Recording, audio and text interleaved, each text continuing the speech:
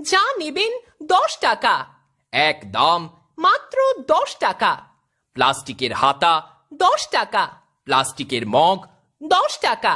প্লাস্টিকের টুল 10 টাকা। অ্যালুমিনিয়ামের কড়াই 10 টাকা। অ্যালুমিনিয়ামের বাটি 10 টাকা। স্টিলের হাতা 10 টাকা।